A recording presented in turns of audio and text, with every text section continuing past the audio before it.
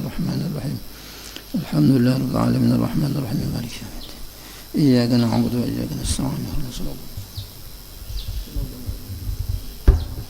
غير المغضوب عليهم ولا الضالين آمين. بسم الله الرحمن الرحيم الحمد لله رب العالمين وبه نستعين على أمور الدنيا والدين والصلاة والسلام على أشرف الأنبياء والمرسلين سيدنا مولانا محمد وعلى آله وأصحابه أجمعين. قال المؤلف رحمه الله تعالى نفعنا به وبجميع علومه في الدارين آمين. Alhamdulillah, puji syukur senantiasa kita panjatkan kehadrat Allah Subhanahu wa taala. Salawat dan salam semoga selalu tercurah kehadiran junjungan kita Nabi besar Muhammad sallallahu alaihi wasallam beserta ahli keluarga beliau, para sahabat, kerabat dan orang-orang yang senantiasa mengikuti jejak langkah beliau, mengikuti sunnah-sunnah beliau dari dahulu sekarang sampai akhir zaman. Hadirin jemaah sekalian rahimakumullah, menyambungi pengajian kita di dalam babus shaum tentang puasa, bagian yang kedua daripada yang membatalkan puasa, yakni al-muftirat. Semalam al-muhbitat yang membatalkan pahala puasa. Nah, kemudian bagian yang kedua ini adalah al-muftirat, yaitu hal-hal yang membatalkan puasa. Ada 8 yang membatalkan puasa. Yang pertama adalah murtad. Murtad yaitu memutus Islam dengan niat, dengan ucapan atau perbuatan, meskipun murtad itu terjadi hanya selahzah, sebentar, otomatis batal puasanya dengan niat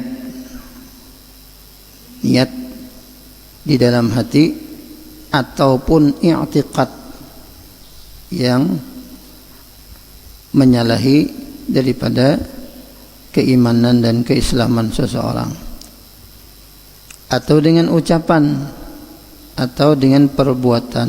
Nah, ini ada bab khusus tentang yang membahas al-murtad ini.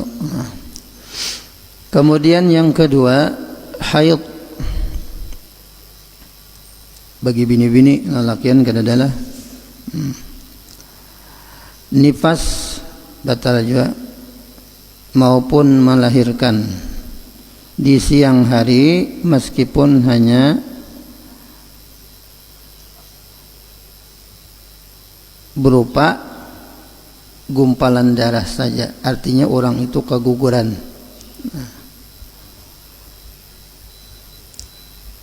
Yang ketiga yang membatalkan puasa, gila, walaupun hanya sebentar saja gilanya. Yang keempat, pingsan dan mabuk. Nah, pingsan dan mabuk ini jika keduanya terjadi di dalam seharian. Jadi dalam seharian puasa itu, nah, pingsan, sehariannya mabuk.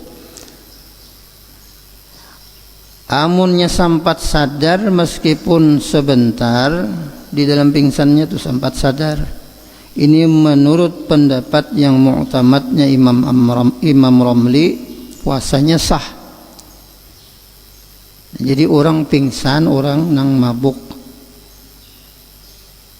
seharian, tetapi di dalam sehariannya itu ada dia sadar, ada dia siuman. Ini menurut pendapat yang mu'tamad daripada Imam Ramli, puasanya sah. Tetapi menurut pendapat Ibnu Hajar, puasanya batal. Tapi bailat pulanglah lamun nang batal ini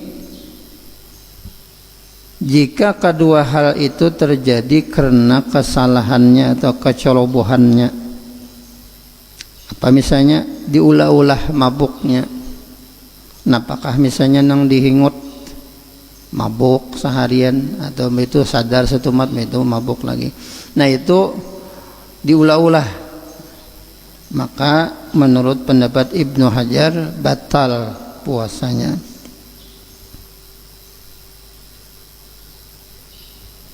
Sedangkan menurut ulama yang lain hukum puasanya tidak batal kecuali karena kecerobohan atau kesalahannya, dan itu terjadi sepanjang hari, jadi seharian. Kemudian yang membatalkan yang kelima, jima', berhubungan badan. Jika dilakukan dengan sengaja dan mengetahui akan keharamannya serta dilakukan atas kemauan sendiri, maka hukum puasanya batal. Jika seseorang membatalkan puasa sehari di bulan Ramadan dengan berhubungan badan tadi, yang diharamkan tadi, maka ia menanggung 5 sanksi atas perbuatannya. Jadi orang beristilah sengaja tahu pulang tentang keharamannya berhubungan badan di siang hari di bulan Ramadan, maka dia menanggung konsekuensi 5 sanksi atas perbuatannya itu. Pertama, ia mendapatkan dosa karena itu haram.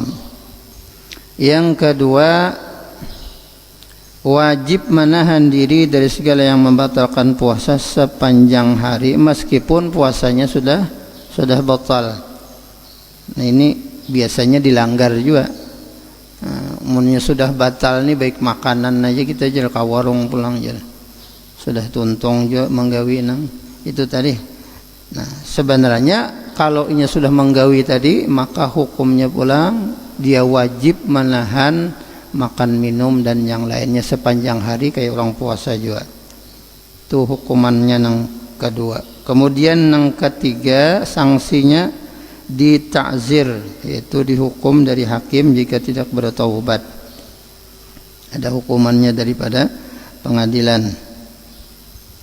Namunnya kada bertaubat. Kemudian wajib mengqadha dan membayar kifarat atau kafarat, yaitu salah satu dari 3 perkara secara berurutan, bayar kifarat, sehingga tidak boleh melakukan tingkatan kedua kecuali sudah kada mampu lagi. Nah, jadi wajib kafarat.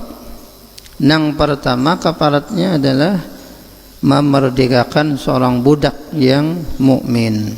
Kada ada lagi sudah budak zaman wahini. Kemudian turun kepada tingkatan yang kedua, puasa 2 bulan berturut-turut. 2 bulan berturut-turut. Kayak apa aja nang sebulan jagin lucut kita kau menahan nih. Apang kawin tuh di bulan Sya'ban pemanya. Nah, seminggu lagi puasaan kawin. Nah, akhirnya apa? Nah, kada tahan lagi siang. Batal lah jadinya lah. Mana konsekuensinya? Bayar kifarat lah 2 bulan berturut-turut. Nah, kalau kada bisa, kada sanggup puasa 2 bulan berturut-turut, kada boleh berselang-selang je 2 bulan ini terus menerus. Yang ketiga, memberi makan 60 orang fakir miskin. Setiap orang satu orang miskinnya 1 mud. Nah, kafarat ini diwajibkan pada laki-laki. Si laki-lakinya yang wajib melaksanakannya, dan tidak diwajibkan pada perempuan. Jadi yang bayar kifarat ini adalah si laki-lakinya. Kemudian yang keenam, yang membatalkan puasa lagi, masuknya benda atau ain ke dalam al-jauf, di dalam rongga tubuh melalui jalan yang terbuka tadi atau rongga. Al-manafiz yaitu rongga atau jalan yang terbuka yang ada di dalam badan kita. Dikecualikan daripada kata al-ain di sini angin. Kada apa-apa masuk.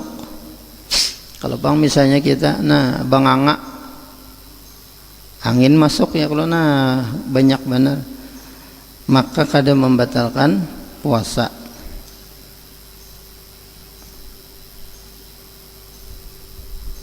Begitu pula sekedar rasa atau bau tanpa benda, rasanya ada baunya tapi kada ada bebenda, nah itu kada apa-apa juga, kada membatalkan puasa. Dan diambil daripada kata jalan atau rongga yang terbuka itu dikecualikan pulang benda yang masuk ke dalam badan itu melalui rongga yang tidak terbuka. Apa misalnya yang kada terbuka masuknya melalui pori-pori. Nah, di dalam mazhab Syafi'i seluruh manafiz itu terbuka membatalkan. Hidung, apalagi yang terbuka, muntung, kemaluan, muka belakang, itu membatalkan. Semua rongga yang terbuka, telinga, terbuka juga lah, rongga juga lah, lain kah? Nah, kecuali mata kada termasuk rongga. Jadi mun mandi itulah tak buat banyu ke dalam mata kada batal. Dan menurut Imam Al-Ghazali selain mata juga telinga. Nah, ini menurut pendapat Imam Ghazali mata dan telinga kada termasuk rongga. Jadi mun kebuatan banyu mandi kada apa-apa, kada batal. Ini menurut pendapat Imam Ghazali. Cuman kita berihtiyat juga, hati-hati juga jangan sampai masuk. Kalau pina termasuk rongga, nah, karena menurut pendapat yang lain itu masuk rongga. Nah, hanya Imam Ghazali mengecualikan mata dan telinga itu lain pada rongga. Jadi kalau kita mandi hati-hati jangan sampai masuk juga ke dalam telinga maupun ke dalam mata. Jadi menurut Imam Ghazali telinga dan mata kada termasuk rongga.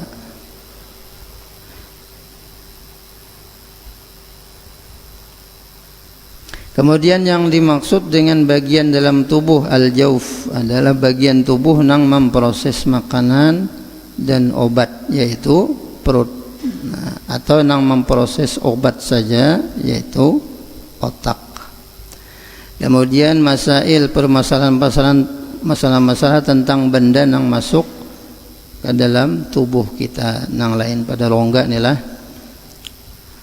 Misalnya orang bersuntik, nah kayak jarum suntik. Nah, orang bersuntik diperbolehkan menggunakan jarum suntik tadi ketika darurat. Boleh dalam keadaan darurat, dalam keadaan tindakan medis. Namun ulama berbeda pendapat mengenai apakah jarum suntik itu bisa membatalkan puasa atau tidak. Nah, jadi ada yang mengatakan batal dan mengatakan kada. Jadi beda pendapat. Satu pendapat mengatakan bahwa jarum suntik itu bisa membatalkan puasa secara mutlak karena jarum itu masuk ke dalam tubuh. Ini pendapat pertama.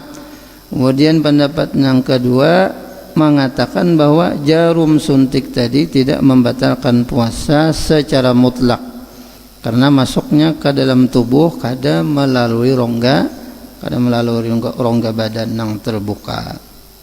Kada ada kalau orang menyuntik di dalam rongga, misalnya hidung suntik kada ada kalau lah, kecuali orang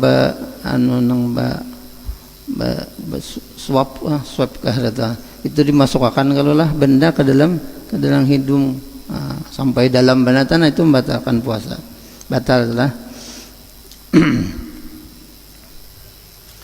Kemudian pendapat yang ketiga itu memperinci, dirinci. Ini pendapat yang paling asah.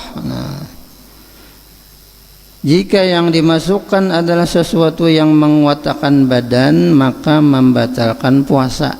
Suntiknya suntik, umpamanya yang menguatkan badan. Nyata-nyata aja tuh lah, impus tuh aja. Tapi impus itu masukkan di rongga jauh lah. Nah, itu nyata batal itu sama lawan makan. Lain jarum suntik itu. Nah, kemudian jika tidak menguatkan, maka dilihat jika melalui urat-urat maka membatalkan puasa. Melalui urat.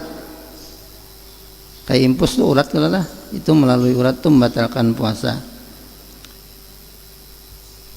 Jika melalui otot, otot daging jauh lah, otot itu maka tidak membatalkan puasa. Ya, orang bersuntik kayaknya tuh di bahu, di otot, di pipi burit jauh lah bersuntik. Nah. Tapi munnya kawa malam aja ya Allah, jangan siang. Supaya berihtiyat jangan sampai kurang nilai daripada puasa kita. Kemudian perincian mengenai hukum menelan dahak. Nah, dahak lain pada ludah liur lain lah. Rasanya juga beda juga, bentuknya beda juga nih. Jika dahak sudah berada di batas badan bagian luar, itu maka hukum menelannya batal. Sama aja kayak liur itulah, sudah di sini nah, sudah di luar pada bibir. Nah, kemudian ditariknya lagi, dimasukkannya lagi. Nah, pemasukan lidah misalnya mengait pulang dimasukkannya, maka batal puasanya. Kemudian jika dahak tadi berada di bagian dalam, maka hukum menelannya tidak membatalkan puasa. Munnya di dalam lah. Nah, batas bagian luar adalah makhraj huruf kha. Nah, kha.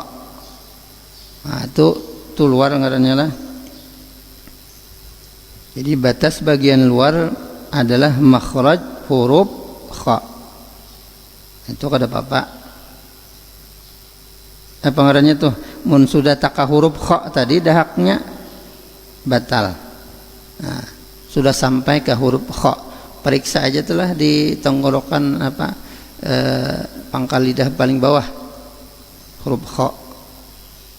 Nah, sedangkan bagian dalam daripada makhrajnya adalah huruf ha. Nah, huruf ha. Jadi lamun di huruf ha itu taguk ya kada bapak, kada batal. Nang batal itu sampai di pada huruf kha. Cari aja di buku-buku tajwid atau anu tuh nang gambar anu tadi, gambar makharijul huruf tuh lah, ada tuh huruf. Sedangkan makhraj huruf ha.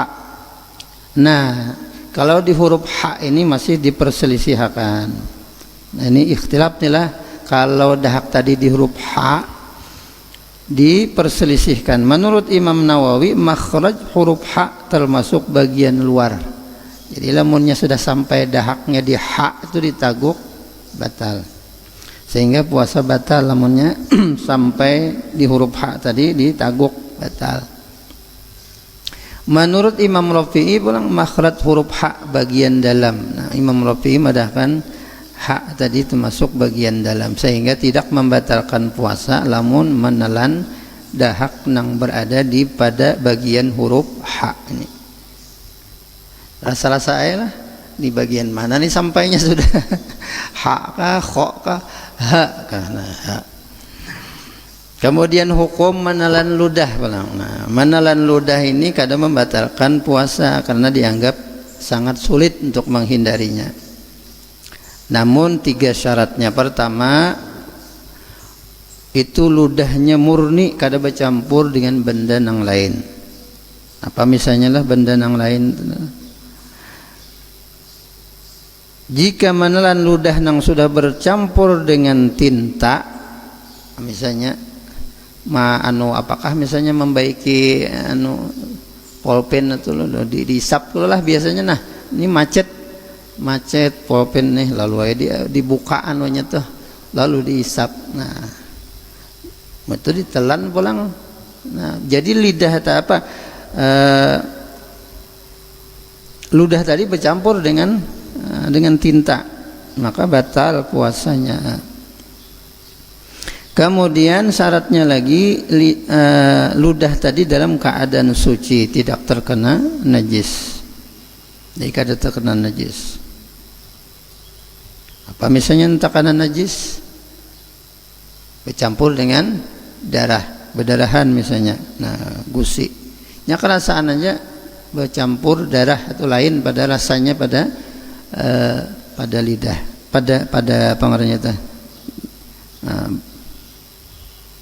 Ludahnya tadi kalau sudah bercampur dengan najis, darah lain rasanya. Nah, apabila terkena najis tadi termasuk darah tadi, maka hukumnya batal.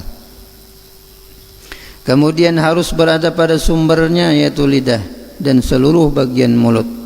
Sehingga jika menelan ludah yang sudah berada di bagian merah bibirnya, nah jadi kalau kita bibirnya merah, nah sudah di bibir, nah rata-rata kan merah kalau bagian bibir itu, maka hukum puasanya batal. Nah, sudah di bibir nang merah nih nah. Nah, lamunnya kada digincui, nah nyata tuh merahnya. Nah, bila sudah di bagian nang digincui itu ludahnya tadi, lamun kemudian dimasukkannya kembali, maka hukumnya batal. Kemudian terdapat perincian pulang mengenai hukum air nang masuk ke dalam tubuh tanpa sengaja saat mandi bagi orang nang berpuasa. Nah, dianjurkan kita mandi itu malam, berniat pulang setiap kita mandi, terutama yang paling afdal itu mandi sunat bulan Ramadan itu adalah habis maghrib. Nah, paling afdal sudah. Jadi berniat sahjaku mandi di bulan Ramadan, sunatkan Allah Ta'ala. Jadi mandinya itu menjadi mandi yang sunat. Nah, kalau siang, nah itu dikhawatirkan kalau pina kemasukan tadi, sehingga mengurangi nilai puasa, namun tidak bisa membatalkan. Lamunnya mandi dilakukan mandi yang dianjurkan oleh syariat, baik mandi wajib seperti mandi janabat atau mandi sunnah seperti mandi hari Jumat, maka air yang masuk tanpa sengaja tidak membatalkan puasa.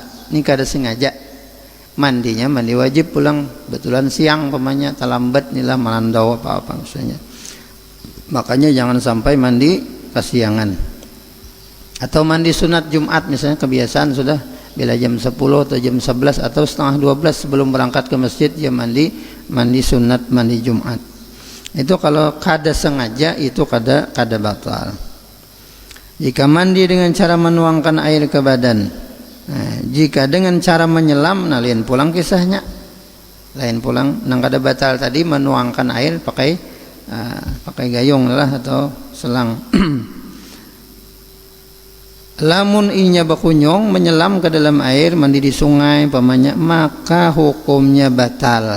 Nah, jadi perbedaannya lah, perbedaan antara orang mandi menyelam lawan mandi biasa nang bakuboy itu lain. Nah, kalau mandi bakuboy kada sengaja masuk banyu itu kada batal. Tetapi kalau mandi banyalam, kita banjar belumba kah? Nah, itu batal puasanya, kemasukan air. Karena sengaja itulah. Nah. Kemudian jika mandi dilakukan hanya mandi mubah saja, mandi nang mubah artinya mandi nang boleh, kada sunat dan kada wajib, maka air yang masuk ke dalam badan bisa membatalkan puasa meskipun masuknya tanpa sengaja, baik dengan cara menuangkan air ataupun menyelam, sama lah. Jadi kalau mandi biasa aja, kada mandi sunat ataupun mandi wajib, lalu mandi masuk banyu tadi, meskipun kada sengaja, maka hukumnya batal. Jadi nang kada batal tadi, nang kada sengaja itu adalah nang mandi sunat dan mandi wajib. Itu pun dilakukan nang begayung atau beselang. Jangan mandi benyelam. Nah, kalau benyelam tadi sengaja kah? Kada sengaja kah? Apalagi sengaja makinnya batal. Kemudian pulang terdapat perincian mengenai air yang masuk ke dalam badan tanpa sengaja saat kita berkumur-kumur atau saat kita memasukkan air ke dalam hidung. Berkumur-kumur madah, kalau masukkan air ke hidung itu istinsyak. Nah, jika berkumur-kumur itu disunnahkan saat mandi besar dan wudu, maka dilihat jika tidak terlalu keras saat berkumur-kumurnya, artinya sedikit saja, asal ada cirinya, tandanya aja. Nah, maka air yang terlanjur masuk tanpa sengaja itu kadang membatalkan puasa. Nang berlebihan membatalkan. Mau berlebihan itu lah, hibak-hibak muntung kok ini pulang nah. Oh, nah itu berlebihan tuh sengaja itu batal.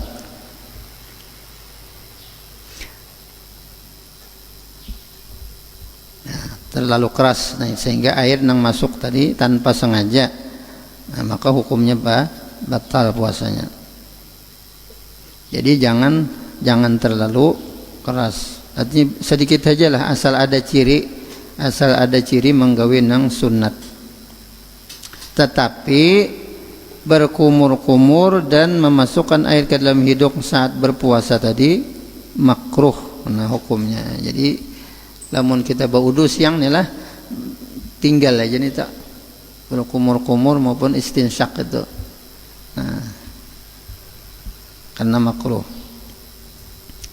Nah, hal yang ketujuh yang membatalkan puasa adalah berusaha mengeluarkan air mani. Nah, sperma adalah baik dengan tangan sendiri, tangan istri, atau dengan cara berpelukan, atau dengan cara menghayal, atau melihat sesuatu yang bila diketahui bahwa keduanya itu bisa mengeluarkan sperma atau bisa keluar mani.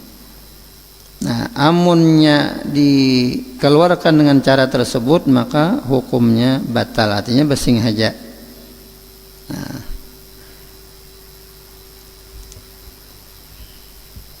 adapun ringkasan permasalahan orang nang keluar mani atau keluar sperma ini ada kalanya membatalkan puasa, ada kalanya tidak membatalkan puasa.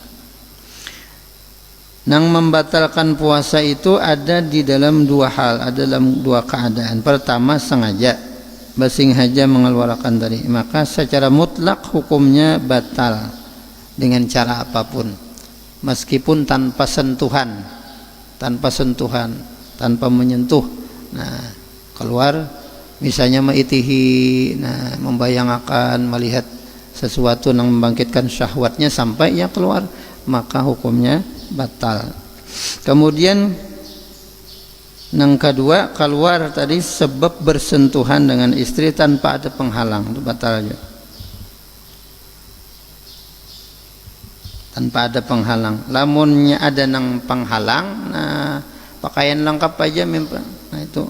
Lalu misalnya tak keluar, nah itu kada batal. Cuman dihindari juga lah. Nah, jangan sampai kalau pina sayang puasanya keluar sperma tadi nang kada membatalkan pulang ada dalam dua hal, pulang dalam dua keadaan. Yang pertama keluarnya tadi bukan karena bersentuhan seperti memandang atau menghayal, kada batal lah.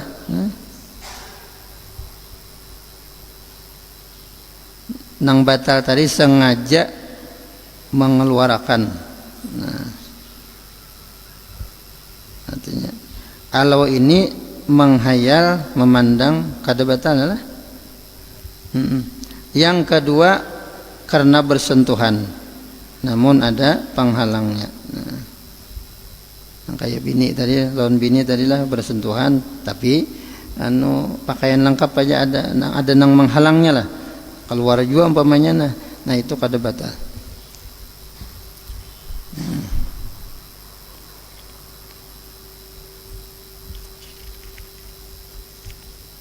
Kemudian hukum orang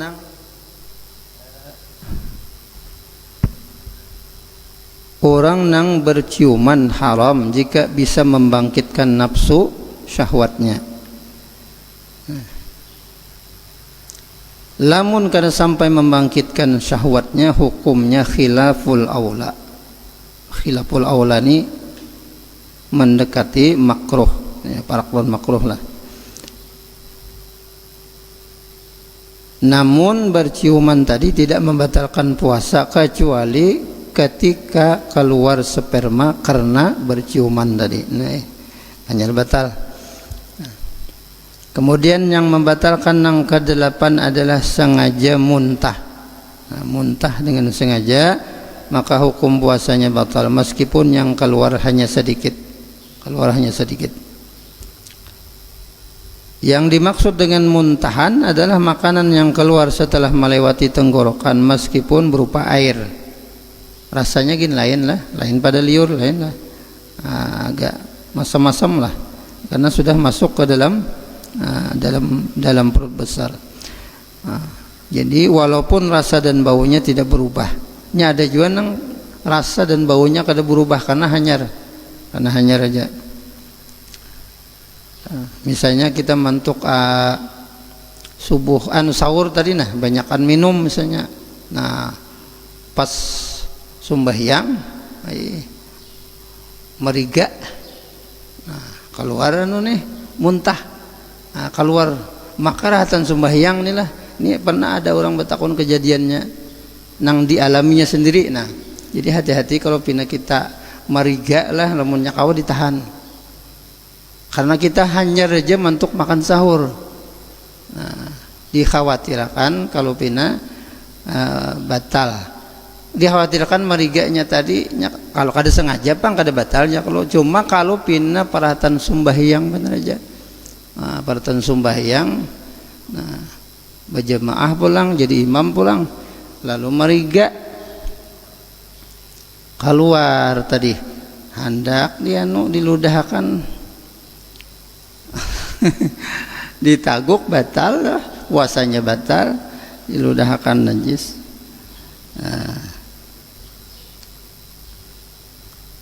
Apalagi banyak masanya lah maginnya. Nah jadi kemudian hukum ketika ada muntahan yang keluar dari dalam. Nah ketika ada yang keluar maka hukum mulut menjadi najis. Nah mulut menjadi najis, jadi wajib juga dibersihkan dengan berkumur-kumur agar seluruh bagian daripada mulut yang luar bisa terbasuh semua. Nah jika air yang masuk ke dalam tanpa sengaja saat berkumur karena membersihkan najis muntahan tadi, maka tidak membatalkan puasa. Nah kalau kita berkumur-kumur karena membersihkan najis akibat daripada muntahan lalu termasuk banyu, itu kada batal asal kada sengaja menelannya, karena menghilangkan najis merupakan hal yang wajib yang diperintahkan di dalam syariat. Wallahu subhanahu wa ta'ala alam. Nah sambungannya pulang, mudah-mudahan apa yang kita baca ada manfaatnya. Mudah-mudahan Allah subhanahu wa ta'ala mengampuni segala dosa dan kesalahan kita, menerima amal ibadah kita, menyelamatkan kita dunia dan akhirat. Amin Allahumma amin. Al-Fatihah. Bismillahirrahmanirrahim. Alhamdulillahirabbil alamin arrahmanirrahim maliki yaumiddin. Iyyaka na'budu wa iyyaka nasta'in. Ihdinas siratal mustaqim siratal ladzina an'amta 'alaihim ghairil maghdubi 'alaihim waladdallin. Amin ya Allah. Bismillahirrahmanirrahim. Alhamdulillahirabbil alamin. Allahumma shalli wa sallim wa barik ala sayyidina Muhammadin wa ala alihi wa sahbihi ajma'in. Allahumma anfa'na bima 'allamtana rabbi 'allimna alladhi yanfa'una wa zidna 'ilma. Walhamdulillahi ala kulli hal. A'udzu billahi min hali ahli an-nar. Nas'aluka hubbaka wa hubba man yuhibbuka wa hubba kulli 'amalin yuqarribuna ila hubbik. Allahumma astur 'uyuba mu'allimina 'anna wa la tazhab barakati 'ulumihim 'anna ya karim. Allahumma arzuqna al-ikhlas fi talabil 'ilmi fi nashrihi wa fi jami' at-ta'at. Subhanaka Allahumma wa bihamdik nashhadu an la ilaha illa anta nastaghfiruka wa natubu ilaik. Wa sallallahu ala sayyidina Muhammadin nabiyil ummi wa ala alihi wa sahbihi wa sallam. Alhamdulillahi rabbil alamin. Taqabbalallah.